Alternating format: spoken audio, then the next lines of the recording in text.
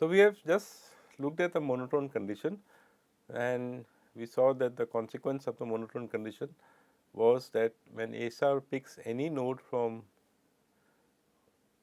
open, it has found the optimal cost path to that node essentially, which means that whenever it adds a node to closed, it will never update the cost of reaching that node.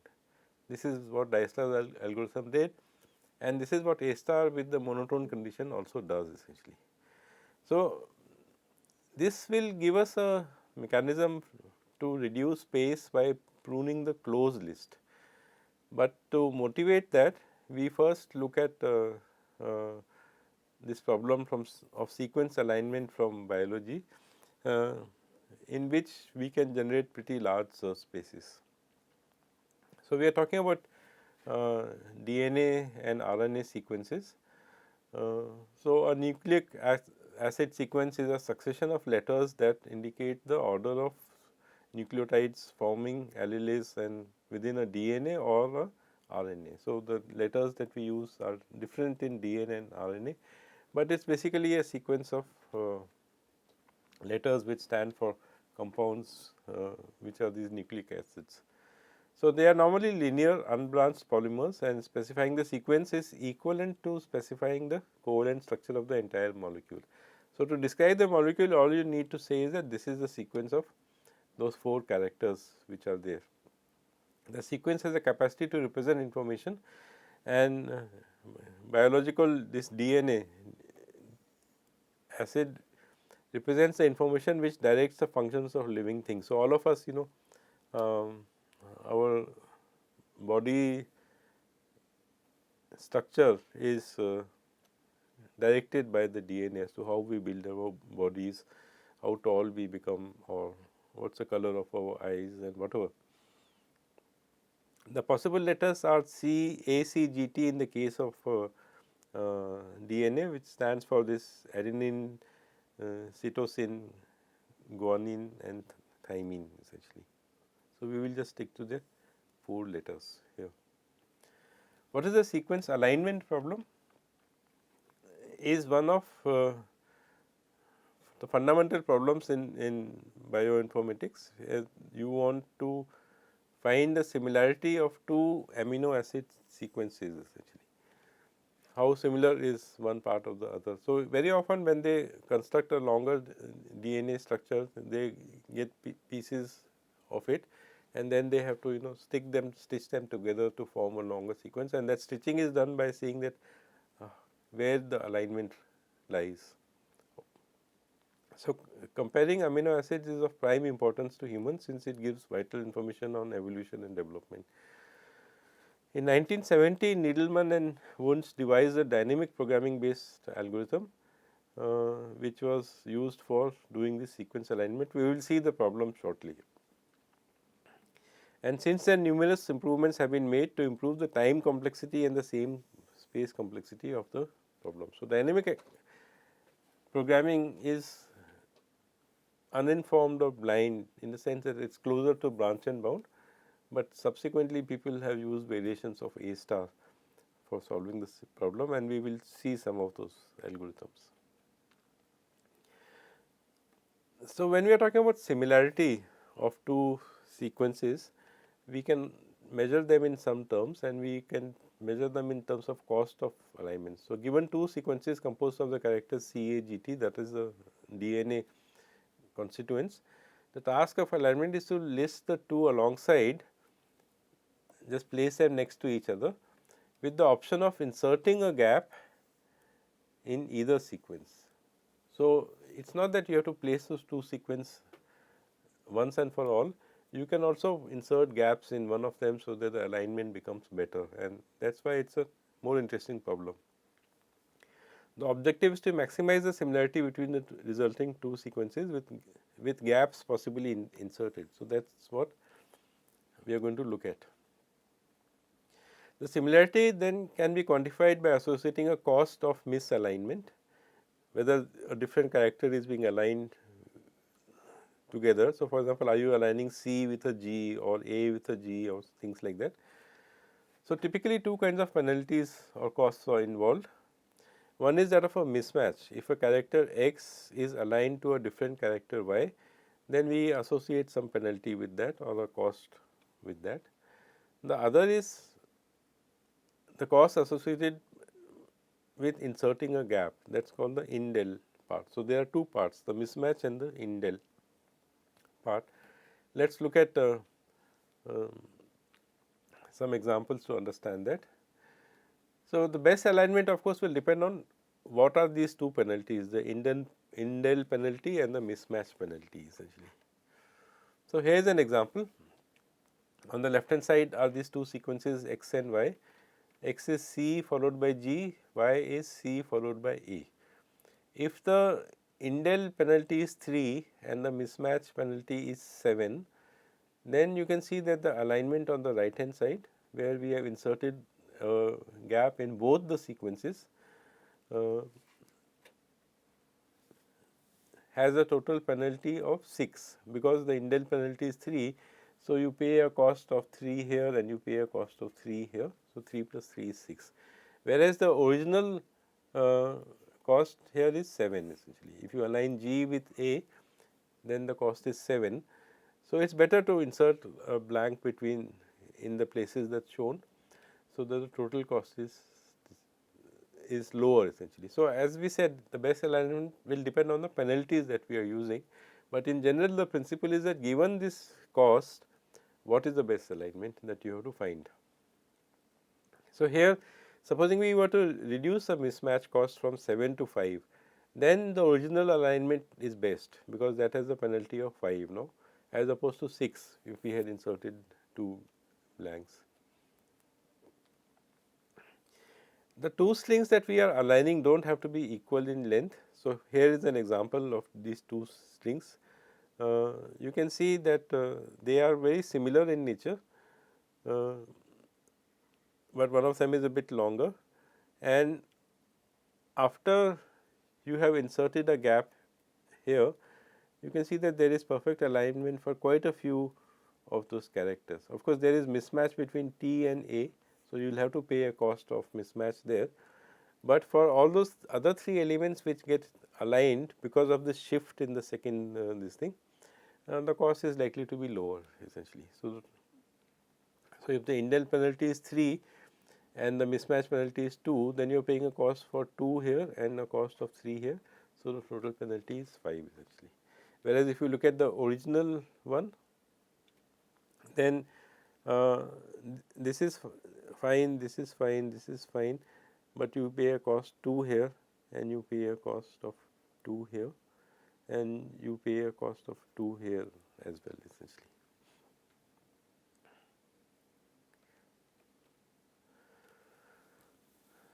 We have said this earlier that distance functions and similarity functions are kind of inverses of each other. We interested in knowing how similar those two sequences are, but we are measuring them in terms of distances. So, what is the distance between the two strings measured as whatever Hamming distance or whatever you want to say. So, using a similarity function transforms the sequence alignment problem to a maximization problem, that you want to maximize the similarity. So, some simple similarity functions are as follows, that you have, let us say, +1 for match and -1 for mismatch or indel essentially. So, the higher the score between those two, the better, because you want it to be most similar essentially. Or you can say match is 0 and indel is -1 and mismatch is -10. So, you do not want to allow mismatch in any case. You are prepared to insert any number of blanks, not any number, but a reasonably large number of blanks. So, here is a fine-grained similarity function that we can see. So, you can see that along the diagonals we have all positive values, and the highest weight we give is to aligning an A with an A as opposed to G with a G. So, if it was so happening that if we had two choices, that in one A was aligned to A and in the other G was aligned to G because of some insertion of some gap or something, then you would prefer the one where A is aligned. So, A has the highest weight, G has a weight of 7, C has a weight of 9, T has a weight of 8. All of them are positive weights, and the rest of the weights are negative, except for the fact that you are allowing T and C to be aligned, and you are paying a 0 penalty for that essentially. For the other misalignments or mismatches, we have a negative penalty. So, you can see an example here. If you have this sequence and you have this other sequence, then this alignment with an indel penalty of -5 would have the following score essentially. So, you are looking at every pair of this thing, it has a score of +1 essentially.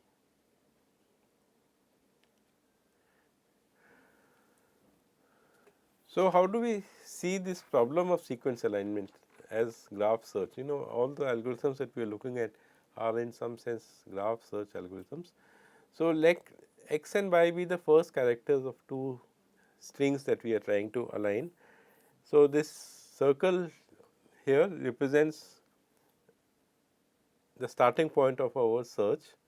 So, it can be labeled as S, for example, and then you have different options. What are the different options that you can either, so x and y are the first two characters of these two strings that we are trying to assign.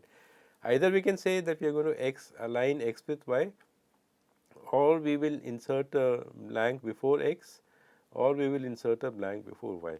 So, those three different moves will end up as three different edges in this graph that represents the sequence alignment search problem. So, there are three possibilities.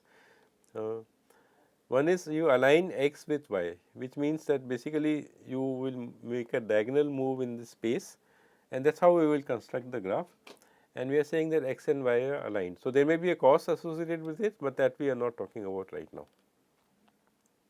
Or you can insert a blank before x, which means you move down to y, and now you will try to align y with something else essentially, and basically you will not be aligning the two of them. Or you can insert a blank before y, which corresponds to a horizontal move, that you move that you will align x with something else essentially. So, let us look at this in a little bit more detail. So, in general there are three moves from each node, and each move has an associated penalty or mismatch or indel essentially. So, here is an example problem. We have two sequences, one on the horizontal on the top GCAT GCA, and then a vertical sequence GATT ACA. How can we align these two problems? We have identified the start node and the goal node, and essentially what we want is a path from the start node to the goal node based on the cost that we will associate with either misalignment or with inserting of gaps, the indel cost. We have drawn an extra column here, is that if one of the horizontal sequence had a larger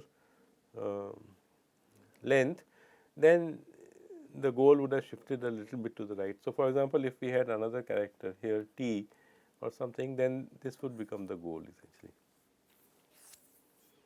So, this is just to emphasize the fact that they do not have to be of equal length essentially. So, this is a graph that we are going to search essentially. You are going to start either make a horizontal move or a vertical move, both of which correspond to inserting a gap, or make a diagonal move which says that okay, we have aligned those two characters. So, here are some possible alignments. So, the red diagonal path is simply saying that you are aligning the two strings with each other without inserting any gaps. So, that would correspond to a diagonal path essentially.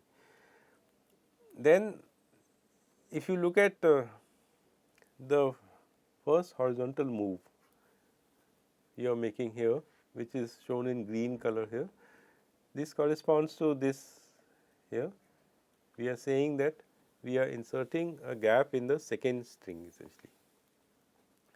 So, G will be aligned with G, but C is not aligned with anything there, and there is a gap which is inserted. This is true for all the three alignments that I have shown here in three different colors. So, green, blue and purple. In all of them, after G there has been a blank which has been inserted in the vertical string essentially. And in all three, a blank is also inserted in the horizontal string, but at different places. So, here it is in the blue one, it is before C, which corresponds to this move here. In the green one, it is at this T, before T, which corresponds to this move here, and the third one is the one in between where it is before G. So, you can see that there are different ways of aligning strings, and they correspond to basically different paths from the start node to the goal node. The graph is a directed graph. You can either move left or down or diagonally right and down essentially. You can't move in the opposite direction, and these are three possible alignments. What would have been a path like this? If we had gone here and then we had gone here, then it would have meant that you are basically just separating out the two strings essentially. That would have meant that you have G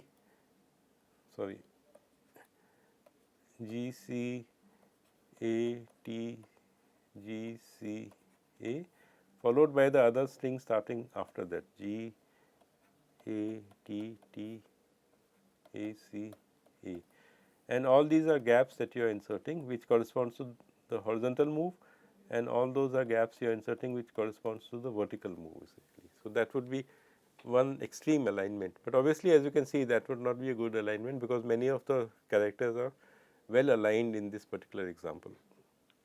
So, one of these three or four alignments that we have seen is likely to be the best. The task is to find that essentially. Remember that with every edge there is a cost associated. The horizontal and vertical edges have an indel cost associated, that is of inserting a blank, and the diagonal edges have a cost of mismatch, whether you are matching the same thing or a different thing essentially. So, here for example, you are matching a G with a G, but when you move to the next step here you are matching an A with a C, which will have some cost associated with that essentially.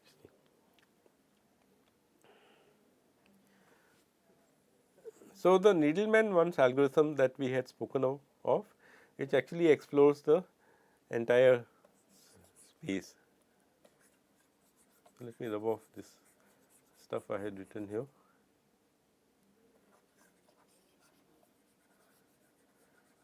As I said, this dynamic programming algorithm is closer to branch and bound, and it ends up exploring the entire space. So, clearly A star would be an improvement upon that essentially. Now, we are talking about the complexity of the algorithm A star. On this particular problem, the state space as you can see is growing quadratically with depth. So, you can see that this is a little bit like a city map essentially. So, farther you go away, the number of nodes that you might visit tends to grow quadratically, but the number of distinct paths grows actually combinatorially, because for going to every node you have a choice of left, going right or down or diagonal essentially, and you could choose any one of them. So, there are many different ways of reaching the path. So, consider two strings of length n and m being aligned. The grid size would be n plus 1 and m plus 1. So, remember that we start off just before the first character. So, that extra edge is because of that. So, remember we had start and then we had the first characters either here or here. So, this after that the length of the strings will come into play. So, the number of ways that gaps can be inserted moving horizontally or vertically is, you should work this out for yourself and see that it is m plus n factorial divided by n factorial and divided by m factorial. What is this? This says that in a Manhattan like city, if you want to go from one corner to another corner, and you can choose either a vertical move or a horizontal move at every stage. The number of paths that are there are n plus 1 m factorial divided by n factorial and m factorial. So, this is a small exercise you should work out for yourself.